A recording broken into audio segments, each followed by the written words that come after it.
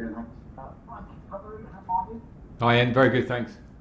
Good. But I want to check on the TV to start with. Is everyone okay after Sevilla in midweek? I'm thinking particularly with Thiago Silva and Christian Pulisic non-start.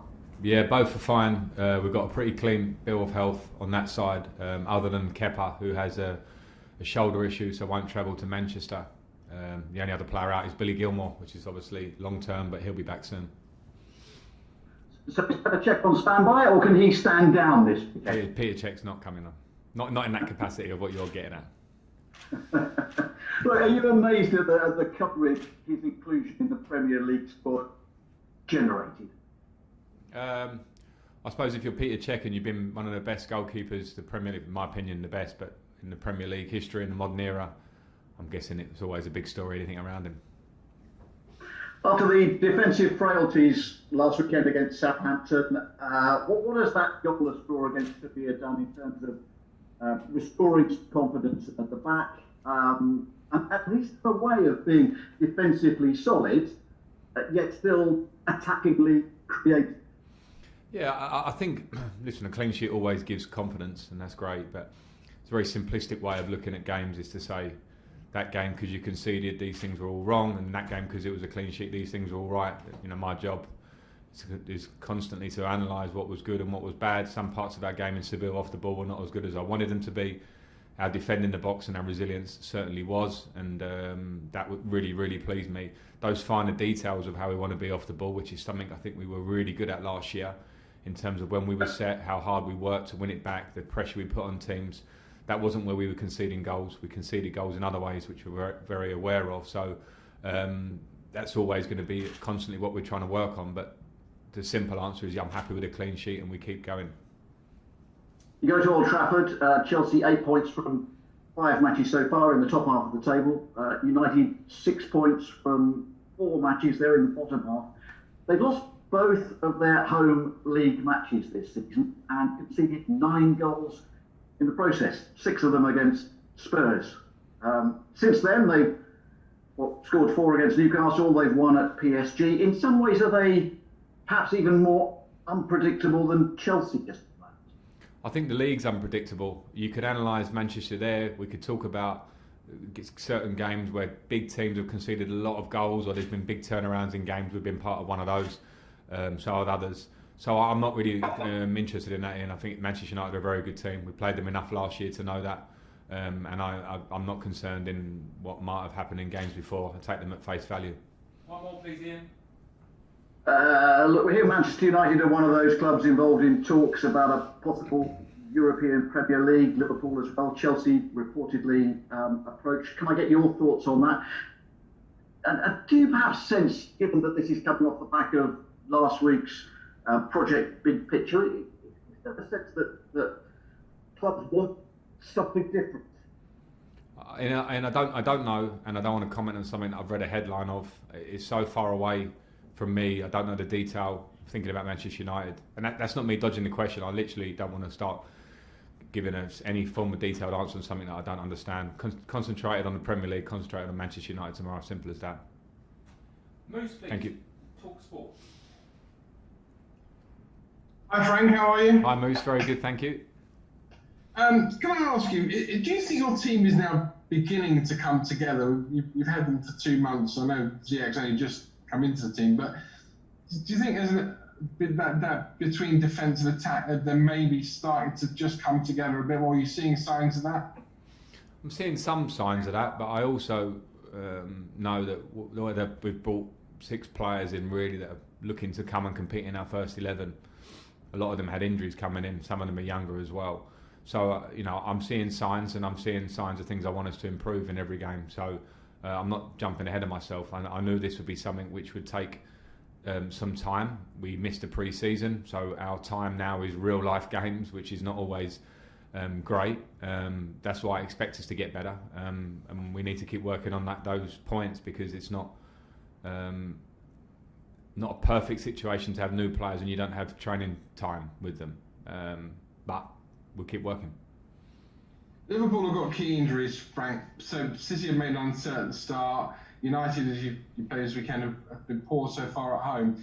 Do you think the league is more open than it has been for many a year?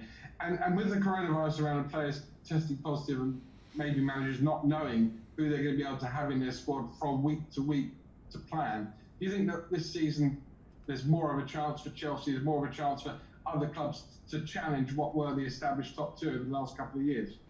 I think there's been an uncertainty within life, actually, and then within the game, which has brought about an unpredictability, which we've seen in early stage of the season. We only have to focus on ourselves and what we possibly can do. We have belief in this squad, and as I keep referring to, it will take some time, but we have quality in this squad as well. So we'll see. We'll see how things level out as the season goes on. I don't want to predict too much of what the season might look like when we're this early into a season. It's far too early to start committing to what might be different or not. Our focus has to remain on ourselves. And finally, off the back of that, does this still feel like a really big game, Manchester United, Chelsea? You said that before the Liverpool game at home a couple of weeks ago. It feels really like a big game. Yeah, it certainly does, Moose, and as it should do. And we played them a lot. We played them in 2 cup competitions as well as the league last year. They're a quality team, got quality individuals, quality organisation. You saw how they go to Paris in midweek and get a fantastic result.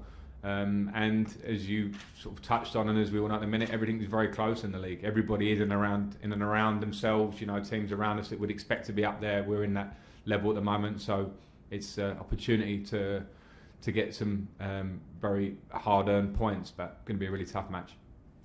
Hugh Ferris, PLP. Hi Frank. Just on that, how important do you think, bearing in mind the inconsistencies you've spoken about, and we're kind of assuming there won't be a runaway winner, as there has been the last 2 of the last 3 years, how important will the matches between last year's top 4 or the so-called Big Six be in the final reckoning, given all the closeness that you've spoken about? I don't know. Again, it's so early to assume anything. You can't assume that there won't be runaway winners or not or whatever. This is early knockings, and particularly when you think of the different starts that teams have had in terms of how much they've been able to work going into this season. So the games against teams around you or so-called teams around you will always be big. They're great for confidence if you can play well and get a result. And obviously on points, they obviously are great. But over the course of a season, there's a lot more to it than that. There's the points that you can grind out. Certainly last year we were not so strong at grinding out points at home that we should have done. And that's something that would have definitely affected our league position. So we have to see it more well-rounded than that. But when you come up against a big competitor with very good players, of course, it could be great to win the game. Okay, last 2, Nick Purewall and then Jerry Cox to finish. Hi Frank, thanks for your time as always. We spoke to Hakeem Ziyech and Mendy yesterday, and Hakeem was talking about, he's saying never really afraid to say what he thinks, to give strong opinions, and obviously Edouard with his story of having had his year out of football, having had a difficult time. I know you've talked in the past about personality in regard to your players on the pitch and personality of your team and individuals, but is it important for them to have strong personalities as individuals in their lives as well? Does that feed into what makes a good player? Yeah, I certainly think it does. When I look at the squad, I always want to help grow the ideas of leaders within the group, personalities within the group. Over the course of long, difficult seasons where we play so many games, there will be moments where you really rely on them to help you in tough times and also to push the good times along and try and improve every day. I don't think you can get on in elite sport, in any elite team sport, without people with personality and character in the team. And I've seen that in Hakeem, and I've seen it in Ziyech and Mendy. As soon as they come through the door, Hakeem has confidence about him. His fitness is coming individually. He still needs a bit of time to get his actual match fitness now his injury is cleared up. But both of those will be great additions on that front. And I encourage personality. I encourage communication between the players. We need more of that. Last question in broadcast, Jerry Cox. Hi Frank. Hi Jerry. Just following up on that, Hakeem said yesterday, he's still not up to full match fitness, full sort of speed. How difficult is it to integrate him when the games are coming thick and fast, and obviously he's new to the league and the intensity of the Premier League?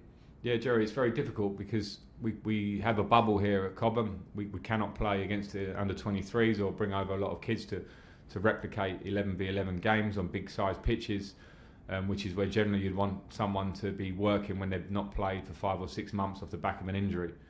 So we missed that. we missed that. So we just have to do the best we can, train as well as we can, find the right way to give Hakeem minutes and others in the squad, because a few of our new signings did come in with certain issues, and try and get that as quick as we can. That's been challenging.